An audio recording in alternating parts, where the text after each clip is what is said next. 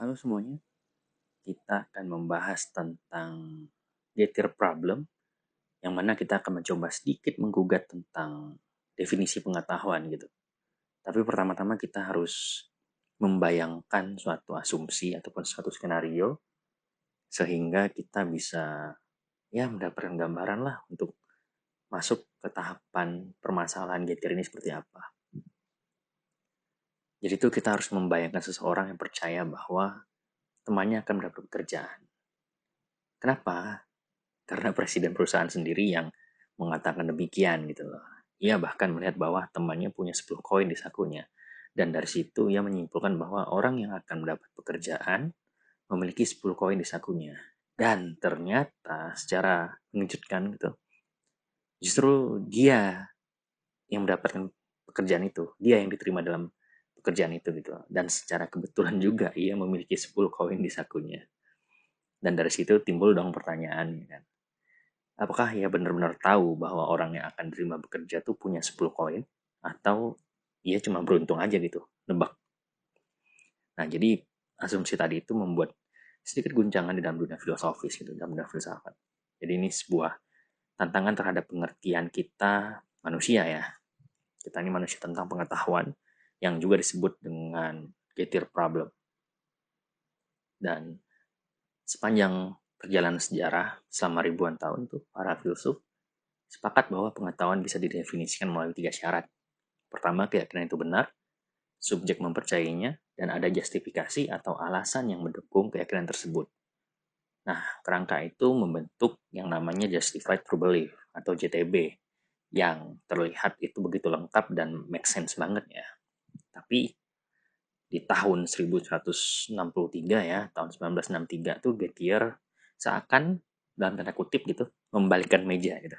Dia kayak melakukan revisi ataupun kritik terhadap JTB itu, dan dimana ia menunjukkan bahwa ketiga syarat ini bisa terpenuhi kok, bisa terpenuhi banget syarat-syarat itu tadi, tapi hasilnya ya masih tetap aja keliru, masih ada potensi keliru yang sangat-sangat besar gitu.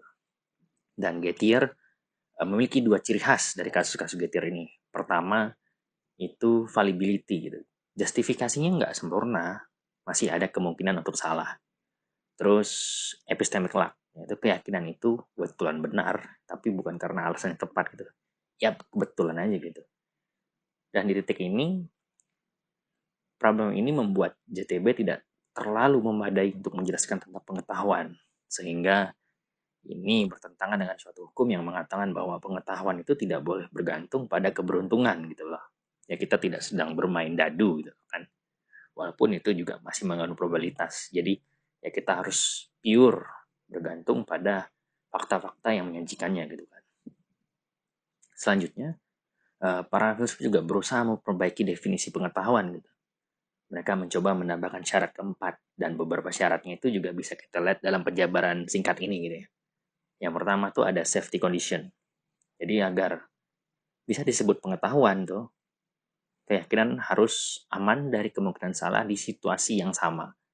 Jadi nggak boleh suatu keyakinan itu dengan mudah berubah dan menjadi salah pada status yang sama saat diuji gitu kan. Selanjutnya ada virtue epistemology. Jadi pengetahuan terjadi ketika seseorang mencapai kebenaran melalui kebajikan intelektualnya dan bukan karena kebetulan. Ya bukan kayak tebak-tebakan dadu ya. Terus ada causal and reliability theories. Jadi keyakinan itu harus terhubung secara kausal dengan fakta atau lahir dari proses yang andal, yang akuntabilitas sehingga menghasilkan kebenaran gitu. Tapi ya lagi dan lagi itu setiap solusi itu masih membawa masalah yang baru ya, seiring perjalanan ini gitu loh. Jadi kayak seperti upaya menutup kebocoran, tapi selalu aja ada celah lain yang muncul gitu dari masalah yang ingin dipecahkan dari the Getir problem ini.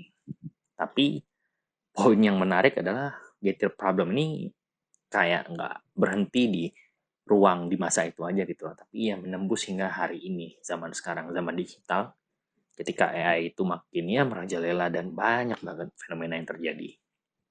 Jadi perlu kita lihat bahwa uh, di dalam kecerdasan buatan gitu kan, algoritma bisa menghasilkan jawaban yang benar, tetapi hanya karena pola kebetulan seperti sistem medis yang mungkin kelihatannya akurat, tapi ternyata kadang banyak juga menebak berdasarkan faktor yang tidak relevan.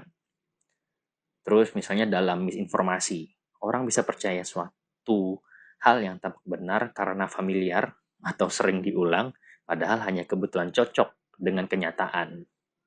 Lalu kalau dalam bidang pendidikan tuh, tantangan ini mengajarkan kita bahwa yang penting bukan hanya punya alasan, tetapi juga memiliki kualitas dan reliabilitas dari alasan itu. Jadi ya kita nggak sekedar memenuhi syarat, ya udah kita yang penting punya alasan. Tapi ya alasan itu harus disokong dengan bukti yang berkualitas gitu.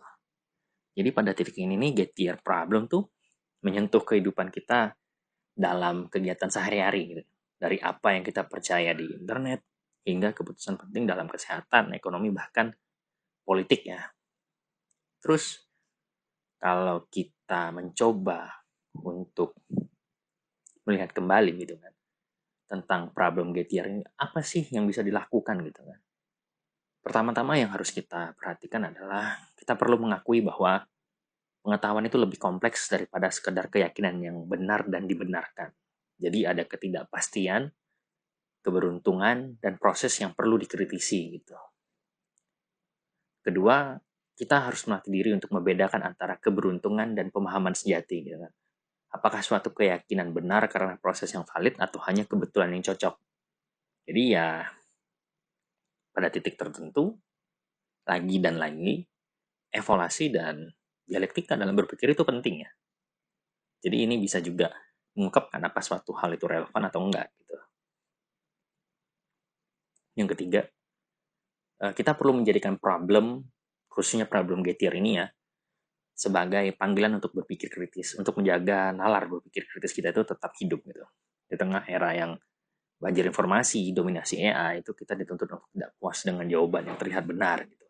Kita perlu menguji lagi dan lagi, mempertanyakan dan menelusuri dasar dari setiap keyakinan gitu. Nah, hal ini membuat Gettier problem itu bukan sekedar teka-teki filsafat gitu. Ia adalah pengingat bahwa pengetahuan sejati adalah sesuatu yang kita perjuangkan dengan penuh kerendahan hati, ketekunan intelektual, dan kesadaran bahwa kebenaran tidak pernah sederhana. Jika kita kembali pada cerita Smith dan 10 koin tadi, sebenarnya ada sesuatu yang lebih dalam di sana gitu kan. Ia bukan sekedar cerita tentang pekerjaan atau keberuntungan, melainkan cermin tentang kehidupan kita sendiri. Jadi berapa banyak hal yang kita yakini benar padahal sesungguhnya lahir dari kebetulan, dari potongan informasi yang tidak lengkap atau bahkan ya ilusi gitu loh. Imajinasi kita gitu. Dan kita sering berkata, saya ini tahu kalau ini benar kok. Oh, saya pasti benar. Oh, saya memahami dengan baik. Tapi benar nggak? Gitu. Benar nggak kita tahu? Atau kita hanya merasa tahu gitu. Dan pertanyaan itu mungkin terdengar sederhana, tapi sesungguhnya mengguncang fondasi bagaimana kita memandang diri kita, dunia, dan hubungan kita dengan kebenaran. Dan kalau hal-hal seperti itu, kita perlu nih melihat ke dalam kehidupan sehari-hari gitu. Misalnya saat membaca berita di sosmed ya kan, kita ngerasa yakin karena banyak orang yang membagikannya. Namun apakah itu benar suatu pengetahuan atau sekedar efek dari pengulangan yang memberikan rasa familiar? Gitu.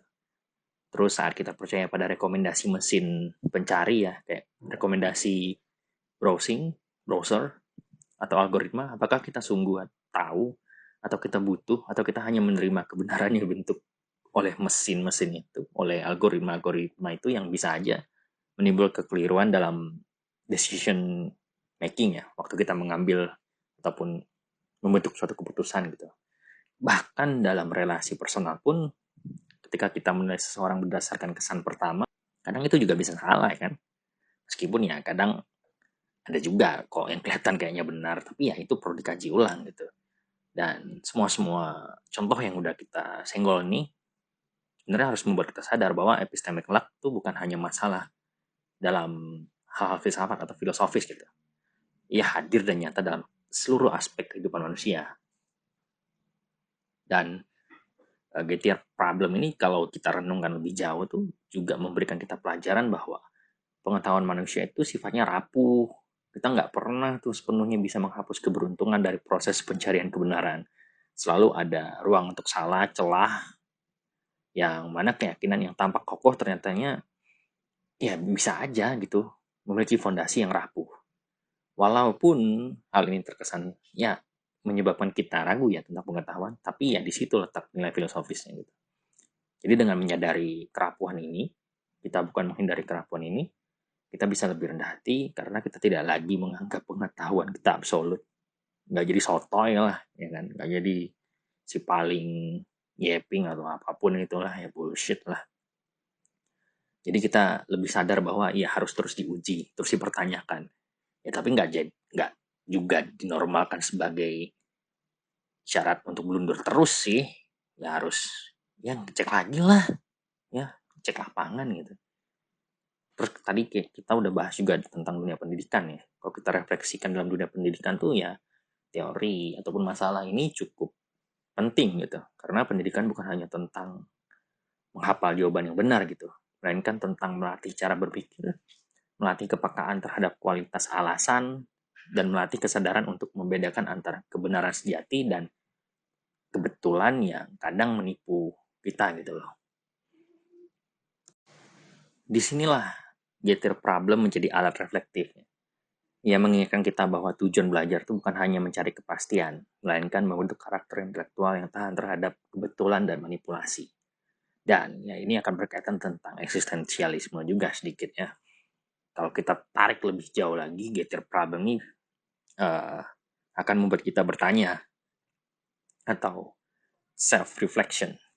Ya refleksi lah ya. Lah, soal Inggris aja. Jadi apa artinya tahu? Kita akan bertanya apa artinya tahu? Apakah pengetahuan itu sekedar alat untuk bertahan hidup?